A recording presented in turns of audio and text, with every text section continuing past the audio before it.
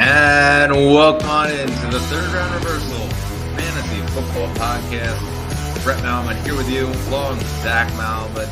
Zach, we are a little over 24 hours away from the NFL draft.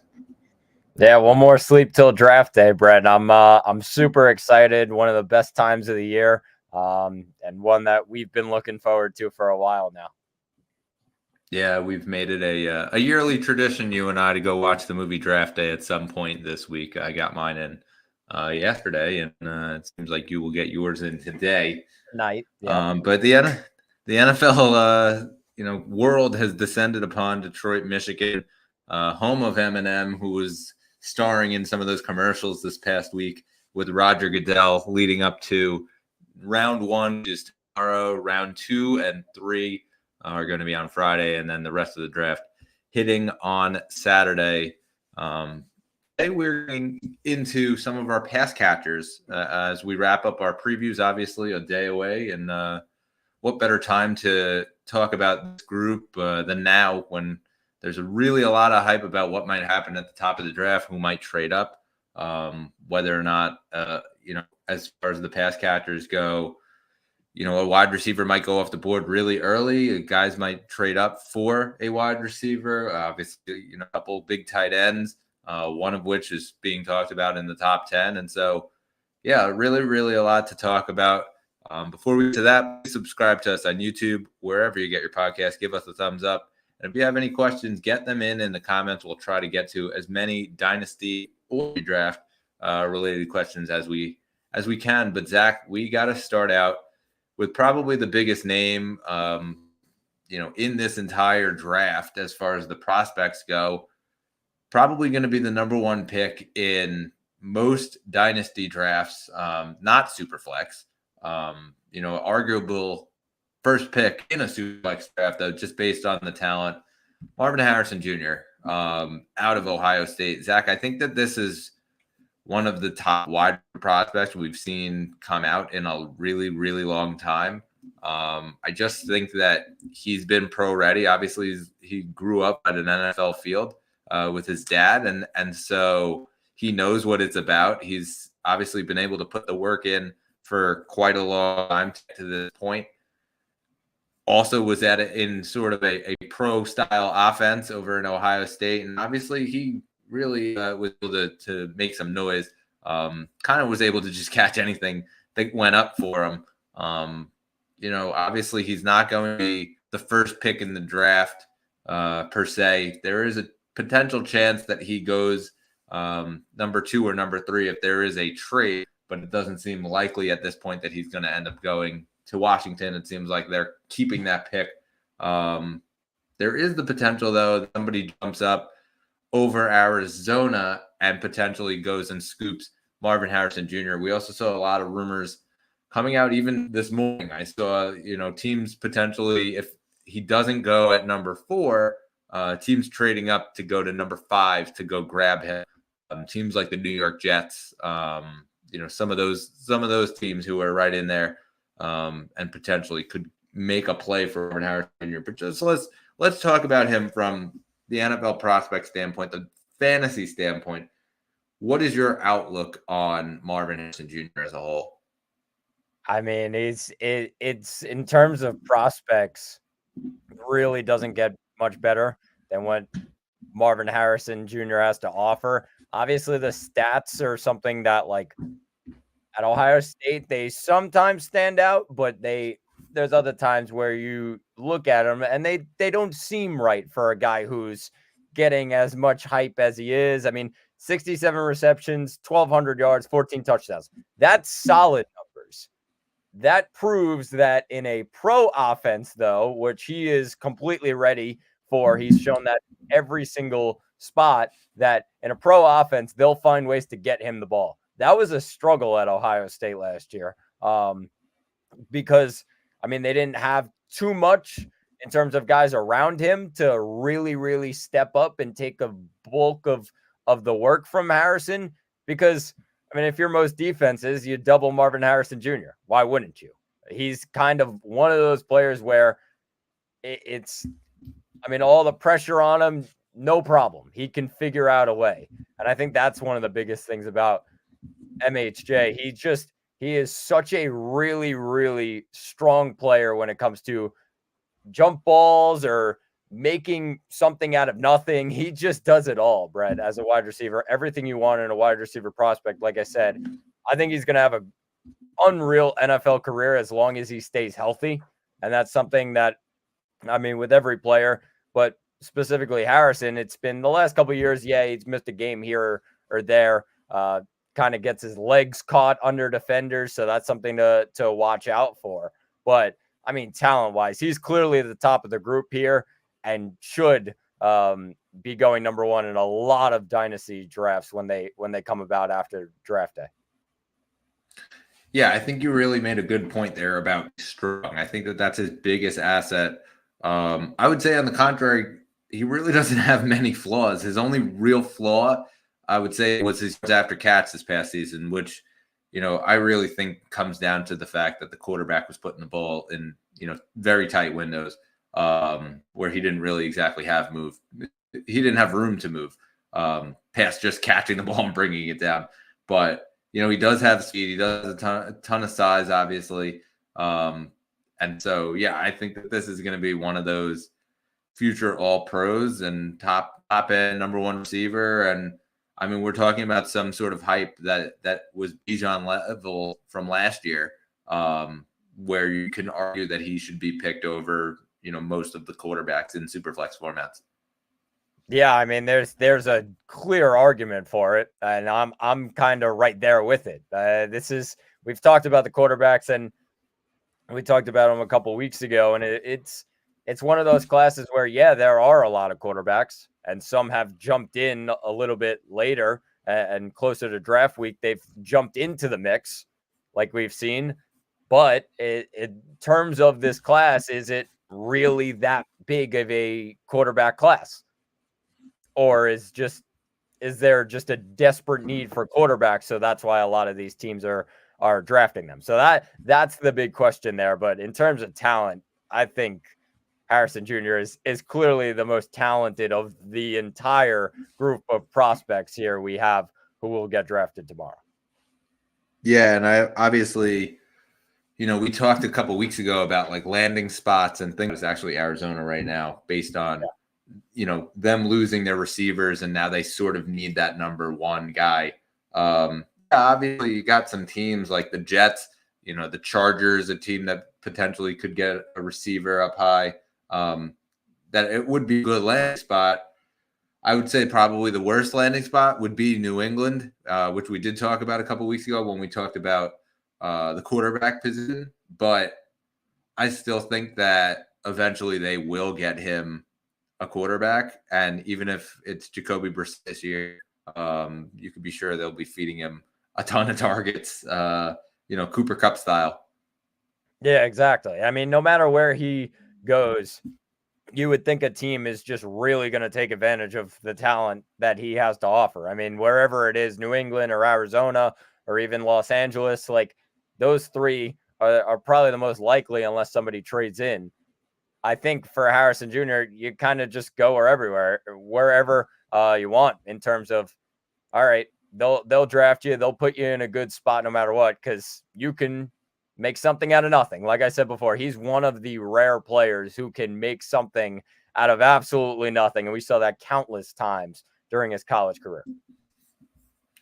All right, so let's jump to our next prospect here, and a guy who's been giving Marvin Harrison Jr. a run for his money the last couple weeks here is Malik Neighbors. And it's a guy who, I mean, I talked about the flaw of the yards after catch. I think that Malik Neighbors is probably a route or better yards after catch guy than Marvin Harrison Jr. is. And I think that had Marvin not been in this class, we're talking about Malik Neighbors potentially going in the top 5. Now I think it sort of pushes him down a bit, as far as the landing spots. But listen, we could see number 5 pick be the Chargers, and Malik Neighbors lands in Los Angeles alongside Quentin Johnson. It is possible. There is a team that could potentially trade up for him in the top, 6 or 7 picks to take a chance on Malik Neighbors. I think there's also a ton of good landing spots for him.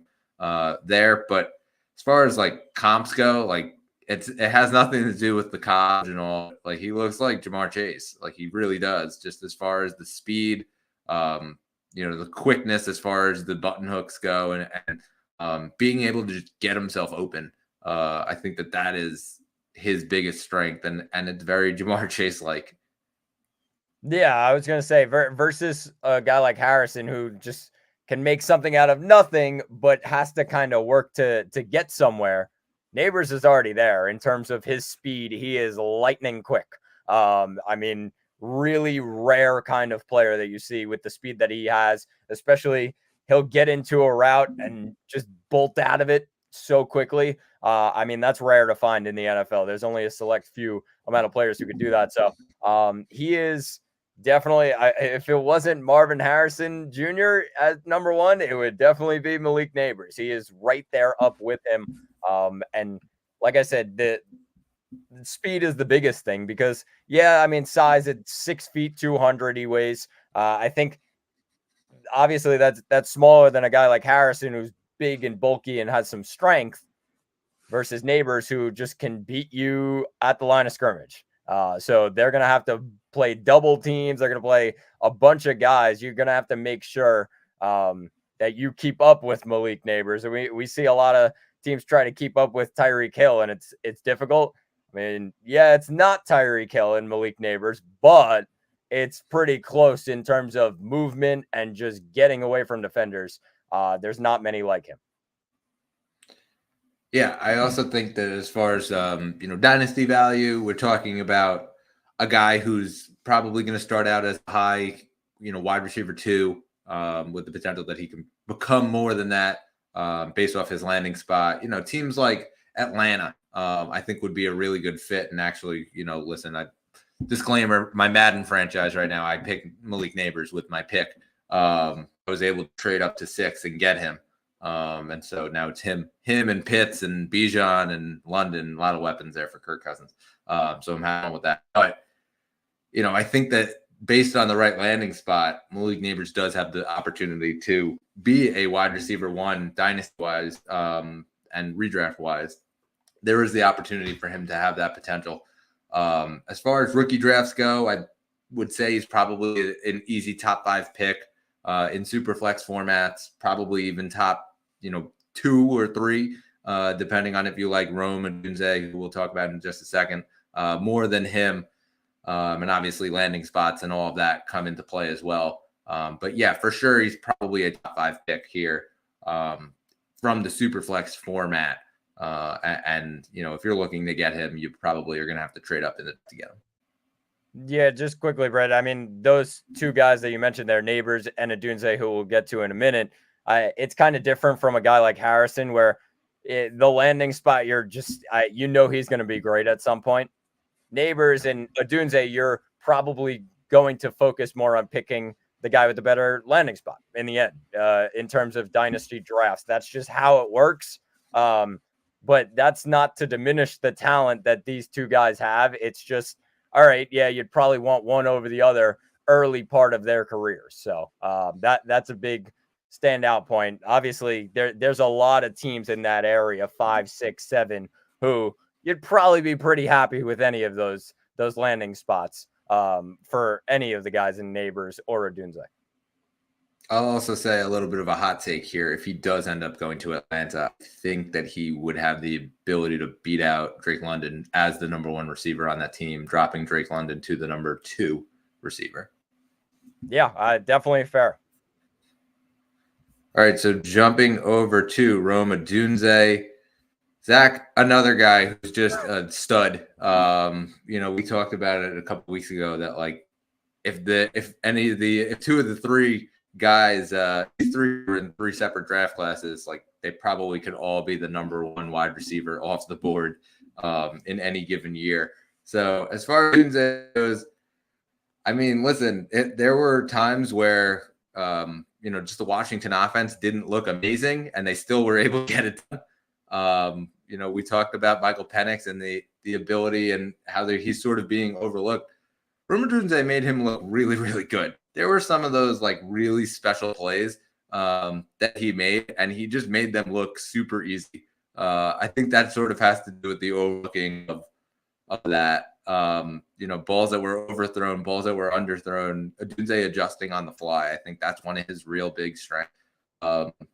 And being able to catch it and then know where he is, know what's around him to make the rapid catch move. I think that's been really, really cool to watch, like that stop and start ability. That's probably his biggest strength here. Yeah, I agree, Brett. I think what stands out to me is you don't see it too much with 6'3" guys and guys who are taller. The amount of receptions that this guy grabs is ridiculous. I mean, he's leading the big pack of wide receivers in terms of receptions this past year. He had 92 receptions. And yes, okay, maybe he played one or two more games. 92 receptions for a guy who's standing at 6'3". I mean, that's ridiculous. That means he caught up to a lot of balls, that he's in space everywhere. Like, he can make room, make something out of nothing. Like I said about Harrison, like, he's got all of that. So that really stands out to me. And especially in a group that he had at Washington, where they have 3 wide receivers who are going to go in these first couple of rounds. They have Polk and McMillan as well, who probably going to go in second or third round. Like, very talented group of wide receivers. And he blew them all out of the water as the clear number 1 in that group. So that really stands out to me. And like I said, with the size that he has and still having the ability to bring in that many balls, I think that really stands out. He's going to be a freaky talent in the NFL. And for me, this is going to be a really big landing spot person, especially if he's the third guy off the board. I mean, if he's the third guy, we're talking about him going towards the back end of that top 10.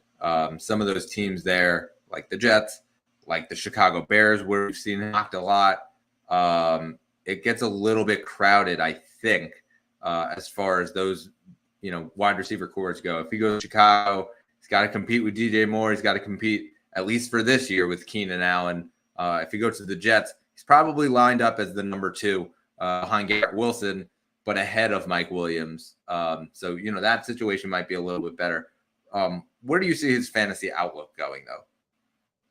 Well, I mean, obviously that depends on the landing spot, like you said, but I would think, to start out a wide receiver 2, it's kind of the same as Neighbors, where, it depends on landing spot, but that's just how they're going to start in the NFL. They have they have a ton of potential, but right away you're going to put them, okay, they're a wide receiver 2. They're in that range. I think him and Neighbors are pretty close in terms of just what their fantasy value is going to be. I think Harrison, you definitely give him a boost based on the background, like Hall of Fame, bloodline, the whole deal. It's kind of everything you want in a player, versus Neighbors and Adunze, where, unreal college careers, both of them. They're just that tiny level below. So I'd probably put them in that wide receiver 2 spot. No more than that. They'll have to just continue to work to get to anything higher than that. All right, so jumping to our next guy here, Brian Thomas Jr. out of LSU. Zach, another guy who, listen, I think it's a very, it's tough to come up with a comp for him. It's very T. Higgins-like. He's got a lot of speed. He can get open. Didn't really have to do too much. Kind of let the rest of the LSU team guide him. Obviously, he had a guy there in front of him. Very, very Jamar Chase-like, as we just said, and so he was basically the T. Higgins role, which is why I say that. Again, ability to get open. Didn't really have too much to do after the catch, but was able to get open, catch the ball, bring it down. I think this is going to be one of those, route runners as opposed to get down the field quick guys. And so, he's probably a mid first rounder, and we're talking about that he's in that next wave.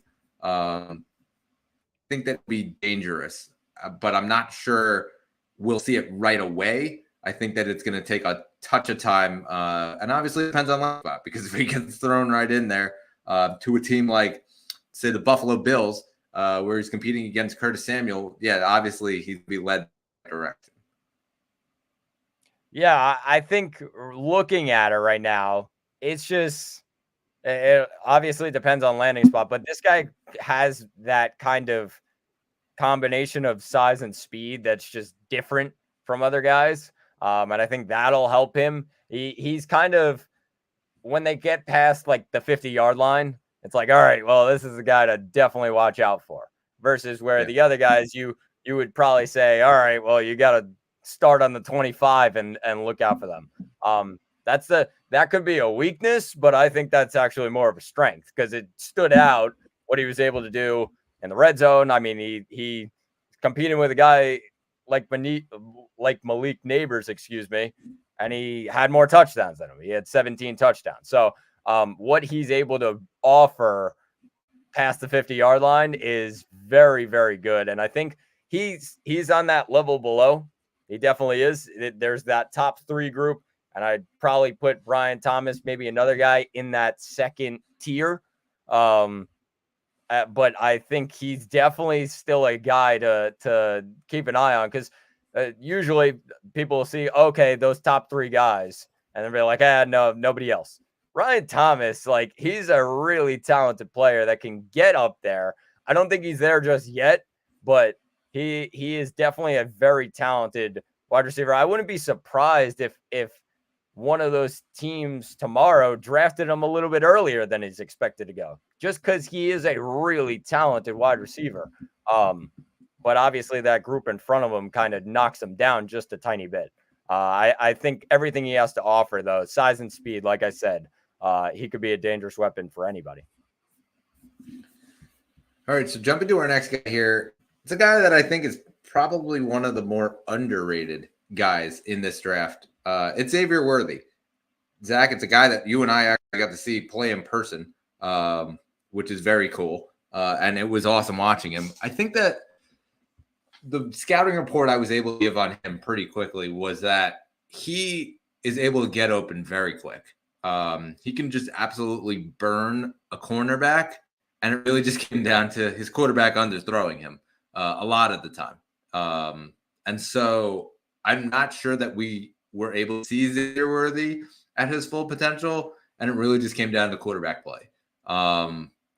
There were times, though, where he came down with the ball, and it was but yeah, I think that as far as long gains and things like that, we didn't get to see a lot of the Xavier Worthy long gains that I really think could have happened.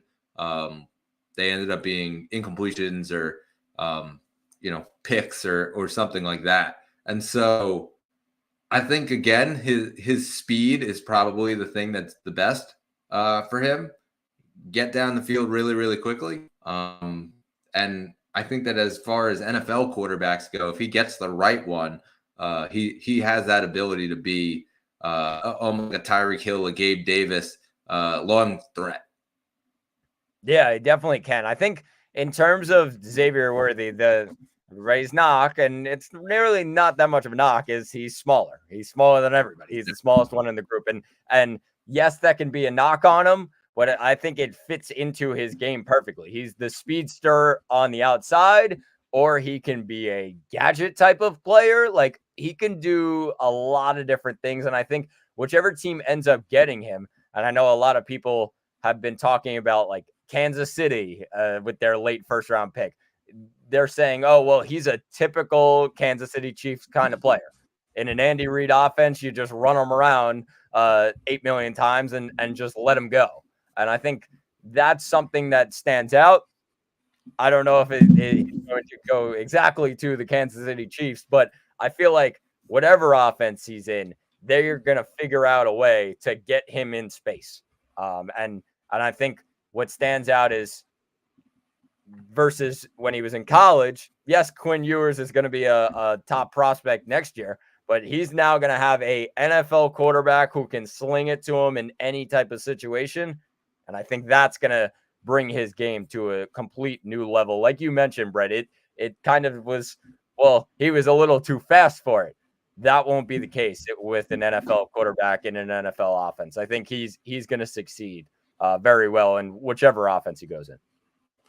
Yeah, I think a lot of the Longhorn fans were petitioning for Archie Manning to get in there, just because they thought that the arm strength might be able to catch up to that offense. But obviously, they went with Ewers, so we digress. As far as his landing spot goes, I agree with you. I think that he is the typical Kansas City Chiefs, and that's sort of why I said Tyreek Hill. That's the kind of offense where I think he'd really be really good. Buffalo, I mentioned them as well. Like, I think that sort of, get down the field very quickly and have a quarterback that can just sling it. He'd be really, really good in that sort of an offense. As far as the dynasty value goes, probably we're talking about a later round pick in superflex formats, just because all the quarterbacks I think will go above him.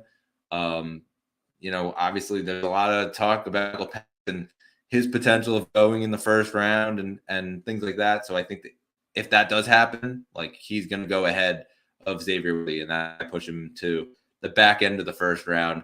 I'm sure there'll be drafts where Xavier Worthy actually falls into your second round of superflex formats. And if that's the case, I'd go scoop him, because I think that, he does have the ability to get to that next level, especially with that speed. I think that's awesome. And just sort of to backtrack a little bit, I think Brian Thomas probably deserves it determines on the landing spot, but he's probably right in the middle of the round of the first round in superflex formats.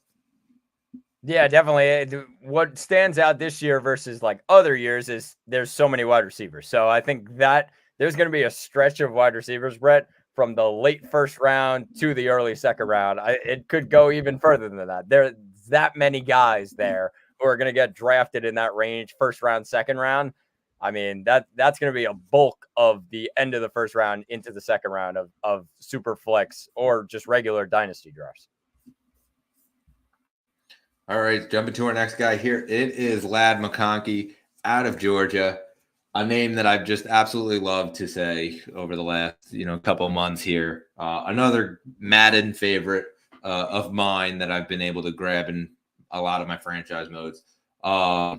Listen, this is a guy who's just plain and simple. He's nothing amazing, but I think he has the ability to get open.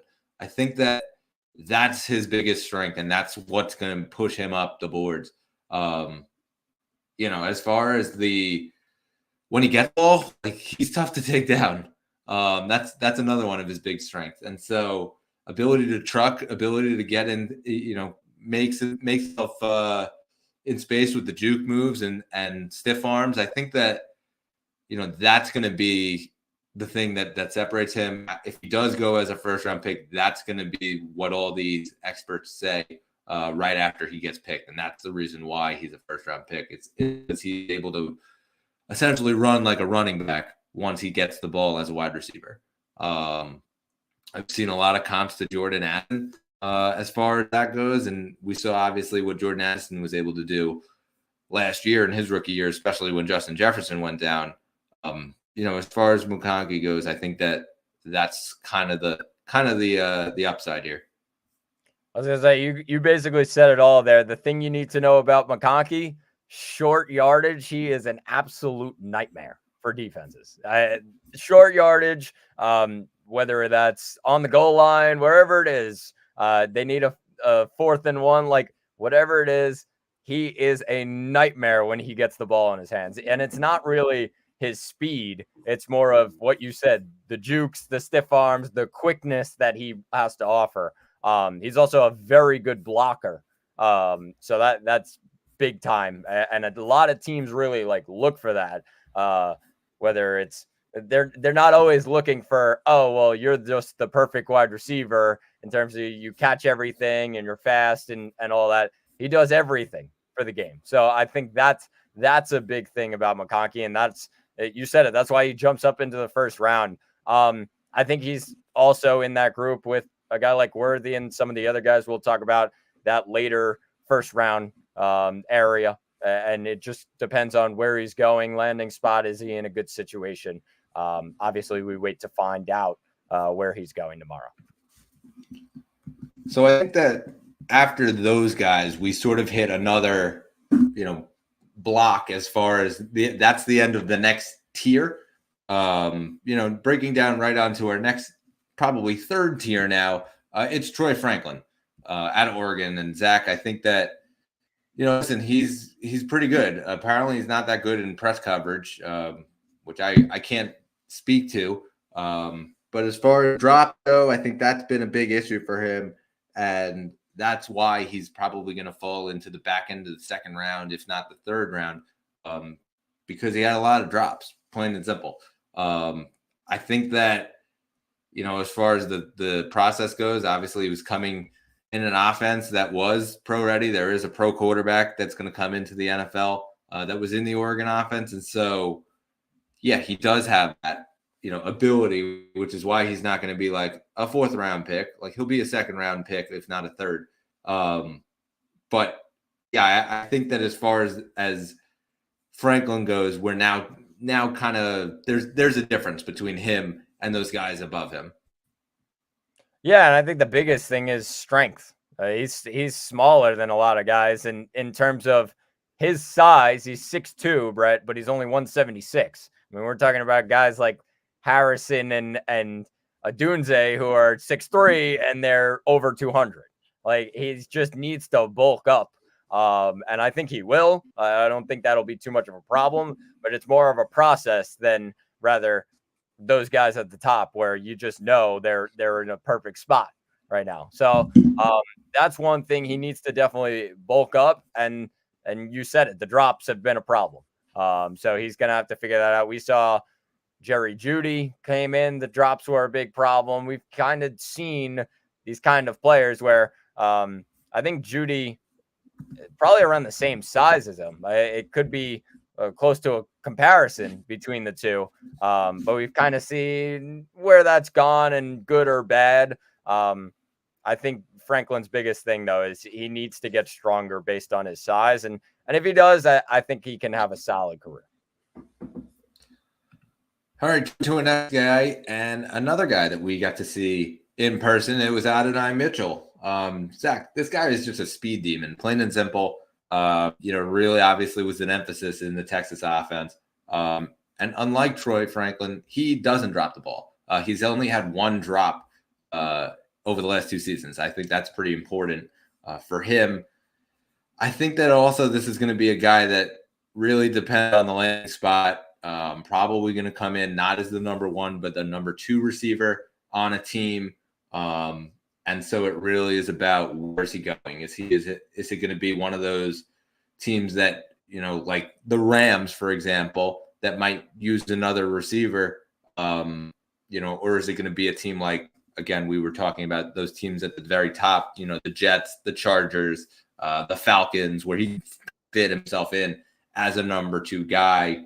And obviously he's not going to be picked at the top end of the first round. And so these are going to be, a lot of the teams are going to be making their second picks, their third picks in the draft when he goes off the board. And so I think that's sort of going to determine his fantasy value, his dynasty value as well. As it stands without knowing anything, he's probably going to be one of those second round picks, that top end of the second round, and you hit that next wave in the Superflex format. Last year, I mean, listen, there were guys at the top last year at that spot where it was like, Devon Achane was was one of those guys. Sam Laporta was one of those guys. They are guys that could be successful. And so, I'm not knocking Adonai Mitchell. Obviously, he's not be a number one receiver, though. Yeah, I mean, that's a fair amount of this group. This next tier is just they're probably going to be second or third guys to start, but they definitely have the potential to be really, really good NFL pros. I think in this group, probably I may say I like Mitchell the best of the crew. Even I'd take him over guys like Worthy and McConkey. I'd probably take AD Mitchell over them because of his ability in the red zone. And a lot of teams just beg for a guy in the red zone to step up at wide receiver versus where a lot of teams also look for a guy that just does everything. They also look for guys who can step up in the red zone and just bring it home. And he has an argument as one of the top guys in the draft in terms of guys who could do that. The big game, you need a touchdown. He has done it countless times in his career. I think he played like 4 college football playoff games, Brett, or 5, and he had 4 or 5 touchdowns in them. Just a big game player. Everything you want in terms of a tough, gritty red zone matchup. I think AD Mitchell is a guy to look out for. It's kind of the Warriors everywhere else in the field, attacking the ball, little things like that. But I mean, he is a red zone nightmare. So I'd probably put him in that little tier just below a guy like Brian Thomas. I think AD Mitchell is kind of up there because of the talent that he brings. It kind of just, it's about the situation and who his quarterback is and if he could get the ball. Yeah, believe it or not, Dan Brugler in his Beast article or his Beast packet, he put Adonai Mitchell actually ahead of Xavier Worthy. He put Adonai Mitchell to get picked as the 33rd pick with Xavier Worthy going 50. And so, yeah, I mean, listen, the talent is there. And obviously we talked about how Texas's offense was just basically built on speed, and it honestly failed just based on the quarterback play. That led to the downfall. And so, but yeah, I think that both of these Texas receivers will be good NFL players. It really just comes to what's the landing spot. Listen, if Adonai Mitchell ends up in the first round, he goes to a team like Buffalo. I feel like I'm repeating myself. He goes to a team like the Chiefs. You know, it has the potential that he turns into something legit here as far as dynasty value goes. Yeah, 1,000%. All right, so Zach, we got to jump over to our next guy here. It is Ricky Purcell. Zach, I don't know too much about Ricky Purcell. Like, I'll be honest with you. What is your outlook on him? If you need a slot guy, pick him. I think he's he's one of the guys in this group who's just the ready-made NFL slot guy. NFL ready. Like, it's in terms of size and strength, yeah, he doesn't stick out. He's 6'1", 189. But when the ball is snapped, he's just a nightmare to figure out in terms of slot guys and doing that. I think a team will grab him that needs a slot guy. I think that's just going to be the landing spot for him. I don't think it'll turn into anything huge because a lot of teams that do need slot guys, they probably have a couple guys ahead of them already. So he's probably just going to be the third wide receiver on a team. He has the potential to be really, really strong.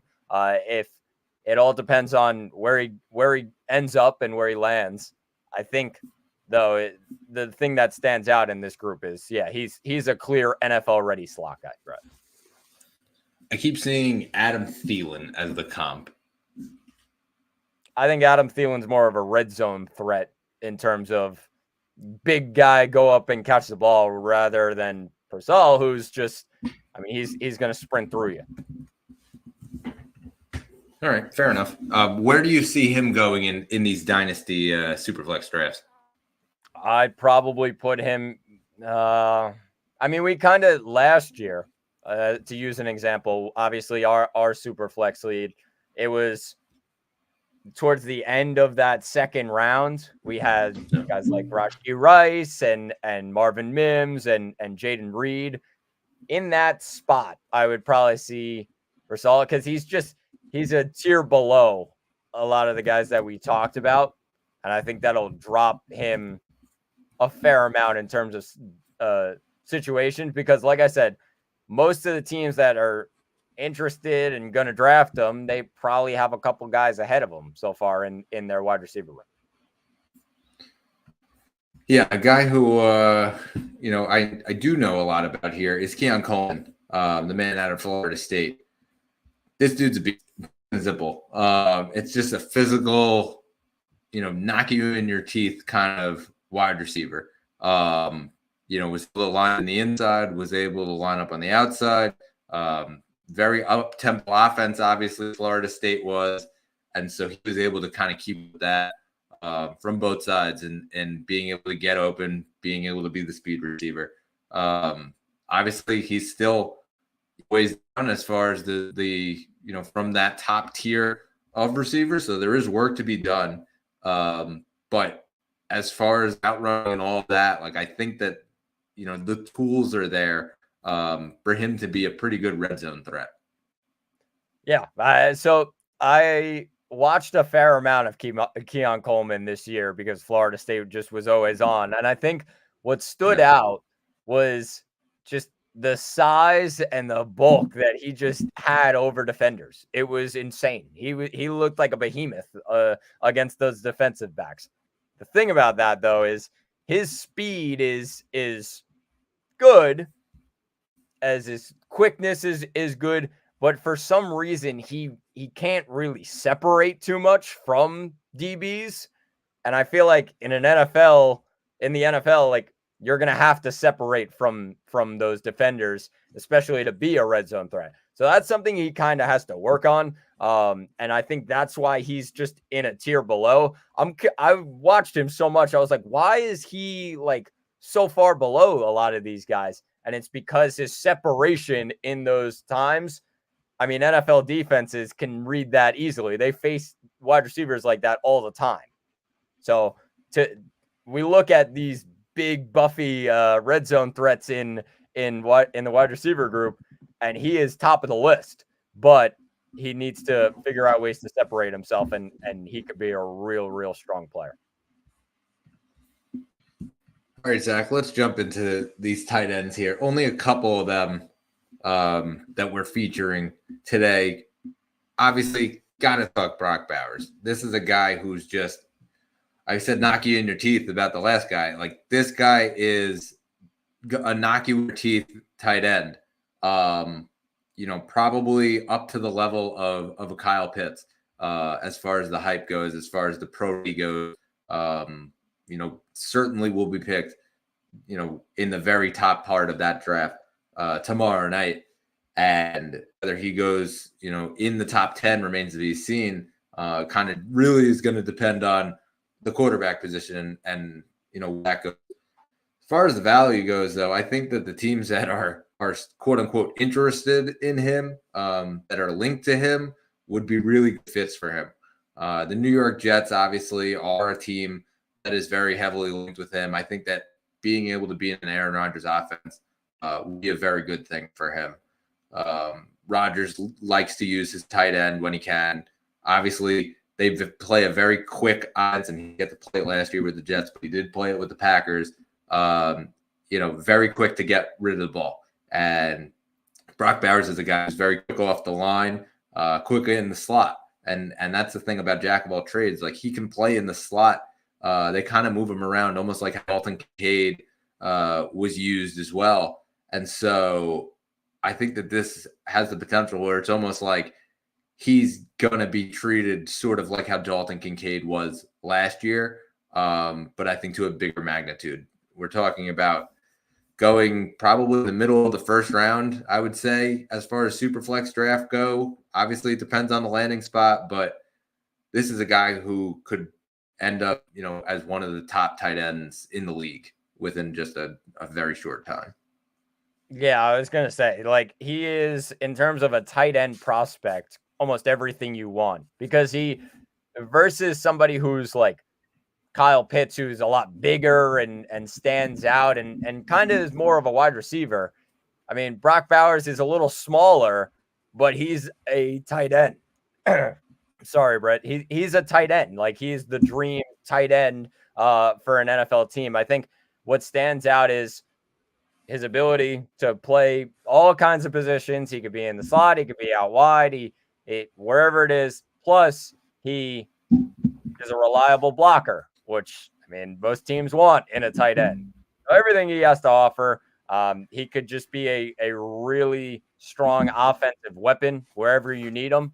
And I think that's what stands out. He has like all pro potential right away when he steps into the league. And it's going to depend where he ends up, what system he's in. But you said it, he's middle of the pack first round in terms of Superflex. Yeah, and I think of some of the landing spots. I mentioned the Jets. The Chargers are another team that could potentially go in on him, um, especially if they trade down a couple picks and a team trades up for a quarterback. They're still in the running for Brock Bowers. They could take him right there at 5. Also, like I wouldn't be shocked if he went as the 5th pick, and they just said, you know what, screw it, we're getting a guy. There's nothing the rest of you could do about it. We don't care. As far as the Harbaugh offense goes, obviously, like seeing his brother and the effect that the tight end has, Isaiah Likely, Mark Andrews, etc. It's a thing. It's a thing. And so if they're going to lean into the run, they're going to need a tight end as well, that they could quickly get it into and play action. I think that would be a good landing spot for him as well. But yeah, I think that this dude he's going to be really good.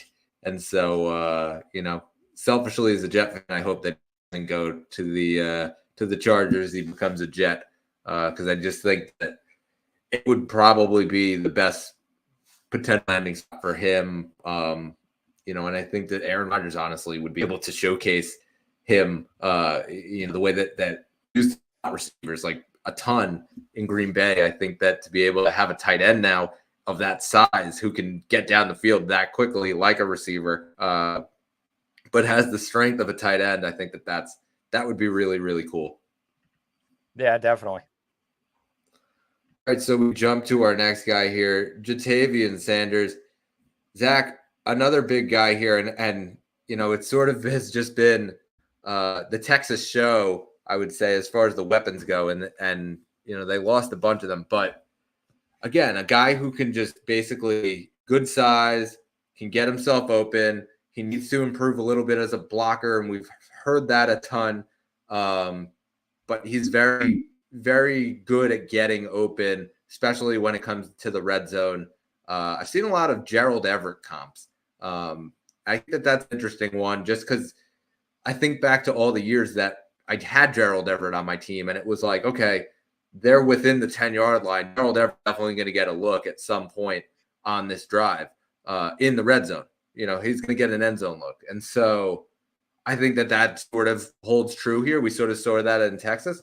He was the top leader in tight ends for Texas all time in catches, scored a lot of touchdowns, scored a lot of first downs as well. And so I think that he's going to be one of those reliable options.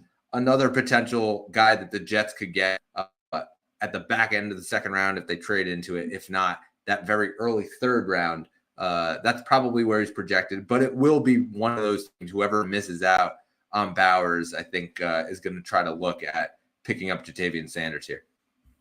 Yeah, I think what you said in terms of blocking, that's the reason why he's as low as he is. In terms of that, he's in that second or third round range because he's just not that great of a blocker, and teams see that and they want a complete tight end, someone like a Bowers who just does everything. Sanders, he needs to work on his blocking and his toughness there. But in terms of like a wide receiver type of tight end, he is perfect. He gets into open space. He's able to figure things out once he crosses the line of scrimmage, and in the red zone, short yardage, he's a really talented tight end. I would say in like a super flex draft, Brett, he's probably in that late second round, early third round, just because he's that tier below, and he's a little bit more of a project for a team, rather than some of the other guys that we talked about where they'll just slot in right away. I think Sanders, they're going to take the blocking as like, all right, we got to really focus on this. They may not give him as much looks because of that early on, because they're focusing on the blocking. So we'll kind of see how it goes. I think, but like I said, like late second round into the third round of a super flex, that's probably where I'd put him. Yeah, I agree. I think that, as far as the way that we do our drafts, we have rookies and obviously waivers as well, which kind of go more in the 4th and 5th round. But, I make every player available on a spreadsheet. So every player that has been drafted is able to be seen. I think that the impact that the tight end position had last year from a fantasy standpoint, we saw some of these guys like Trey McBride, like Sam Laporta, come onto the team pretty quickly. Obviously, Bowers is going to go pretty early in these drafts as Superflex goes, but I'm just envisioning a team looking at that tight end position saying, oh, there's a tight end there. There's Jatavian Sanders. He's the next guy. And so, yeah, I think he's going to go in that second rounds, more likely than he is in the third round. But obviously, yes, quarterbacks are king. Wide receiver this year seems to be king, and everybody's going to get a ton of wides. But yeah, I think that his landing spot's probably back in that second round. If not, then the very first or second pick of the third round. Yeah, definitely agree. All right, Zach. So now's your chance. Anybody else that you have your eye on here? Not completely. I would say like in that wide receiver group, yeah, there's a couple names. But they're definitely a lot of like projects. I think that's what stands out to me. One of them is Polk from Washington, Jalen Polk. I think he's a guy who stands out because we talk about a guy like Brian Thomas Jr., who, yeah, he had Malik Neighbors in front of him, but that didn't seem to be a problem at all. Versus where Polk, yeah, he still had a great season, but I mean, Odunze blew him out of the water in terms of stats, and just putting the ball in the end zone, receptions, everything about it. But Polk, I mean, in that offense was really, really strong. And if they focused on Odunze, then they just throw it to Polk, and Polk just put up numbers. So he's a good size, 6'1", 203. He's bulky, strong. So I think looking at that, plus he's able to get out in space. He's a guy to just keep an eye on. Maybe you just see a wide receiver and you're saying, all right, well, he's a good one. There's some other names there, but I'm not completely – I don't know how I feel about them in terms of fantasy. Some people may say Xavier Legette or Roman Wilson. I just don't see it. I think Polk is a guy who can really step up maybe for a team. My Madden franchise thanks you, because Lynn Polk, another guy who I had a lot of Madden franchises with, and he was one of my guys there. So listen, I'm going to say Roman Wilson. I think that obviously the Michigan hype obviously is real. We've been hearing a lot about these Michigan guys. Obviously, the quarterback position in the last week or so more than any other. But Blake Corum and Roman Wilson, I think, are no slouches. Roman Wilson sort of reminds me of he's almost like a Hunter Renfrow, where he's not big, but he can get himself open across the middle of the field. I think that a team is going to take a chance on him for that initially, because he's a slot receiver. And so, yeah, he's not going to be this amazing top end guy, but I think he'll be able to at least work himself into a starting role with an offense. And so, again, the hype's real as far as the Michigan guys go. I think that it will be a guy, he'll probably get taken in the second round, if not the third round, pretty early and be able to work himself a role. So I'm going to say Roman Wilson there. All right. So I have a question on this because it's kind of an interesting topic. A lot of people say that Michigan wide receivers in Harbaugh's system, it was kind of they did a lot of everything, but they were more of a run-heavy offense. And Roman Wilson is a great blocker. In terms of fantasy impact, that's kind of where I dropped just a tiny bit, because in a Harbaugh offense, everybody's going to want him to be blocking. Whereas, yeah, he has that talent in the red zone and things like that. Do you think that kind of affects his value? Or could he step up in a system that fits him? Well, I think it sort of depends on where he goes. Yes. Obviously, if he's going to a run heavy offense, he's good. He was good at cross routes. He was good at slant routes. It was that sort of style. Not getting down the field and running deep threats and just streak routes. He's not doing that. It's about being able to get open from the short yardage, move the sticks. which is why I use Hunter Renfrow as the example. You never really saw Hunter Renfrow going 40 yards down the field to catch a ball. You saw him go 10 yards down the field, catch a ball, either go down or try to make something of it and break off a big run. That's sort of where I think he'll be successful, but it's not going to be with like a Kansas City style, let's just roll the ball out and fling it down the 40 yards. I think that would be a spot where he wouldn't do as well. Yeah, definitely. I've seen a lot of Roman Wilson like inside the 15. I mean, he gets every ball. He got every ball from a Michigan quarterback inside the 15. So that really stands out. Yeah, and like I said, like the Michigan hype is real right now. There's just a lot of talk about it, and obviously, when you're the national champions, like you're gonna have a lot of talk about you.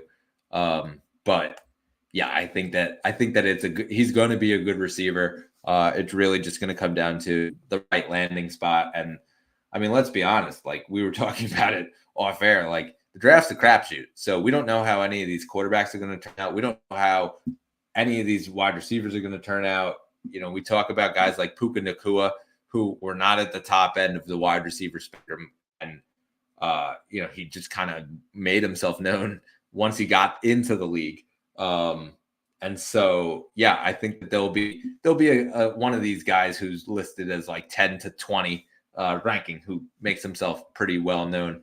Malik Washington has had a lot of hype around him in the last, little while. And I think that's another name we might be able to look at. There's a lot of names that really just could potentially take that next step. I think that's the beauty of the NFL draft, though. Yeah, definitely. I mean, this is, picture perfect in terms of you just don't know. I mean, I think this year says it a lot versus other years where, there's some gems in there and we can kind of sniff them out, you and I, Brett. We've kind of done that. We said, all right, well, why is this guy rated so low? He could be real good. But it's just, we have no clue. When we talked about the quarterbacks, like a lot of teams are high on them, but is it that good of a quarterback class? So the best part, we get to wait and find out. Yeah, and then we'll have clip these episodes and call ourselves out when we get it wrong, and obviously celebrate the ones we get right. But yeah, that's the beauty of the NFL draft. Excited for it all. Obviously, our next episode is going to come after the draft, which starts tomorrow night at 8:00 for round 1. Friday is rounds 2 and 3, and rounds 4 to 7 on Saturday. We're going to break it all down just in, probably next week at some point. Break down some of the landing spots, break down, who won, who lost as far as their dynasty values. And Zach, we're going to get right into like dynasty draft season, which is like the best time of year. Yeah, I'm excited, Brett. We got 7 hours till draft day. 7 hours to draft day. It's just nuts because we've been talking about it for so long, and it's finally here. Here we got some breaking news here. Trey Hendrickson has decided he's going to request a trade from the Cincinnati Bengals. So multiple guys now requesting a trade from Cincinnati. We'll see if anything comes about from that. But please subscribe wherever you get your podcast. Give us a thumbs up. And in the words of Aaron Rodgers, the night is darkest and the dawn shall rise yet again. For Zach Malvin, I'm Brett Malvin. Enjoy the NFL draft. We will catch you next time on the Third Round Reversal Fantasy Football Podcast.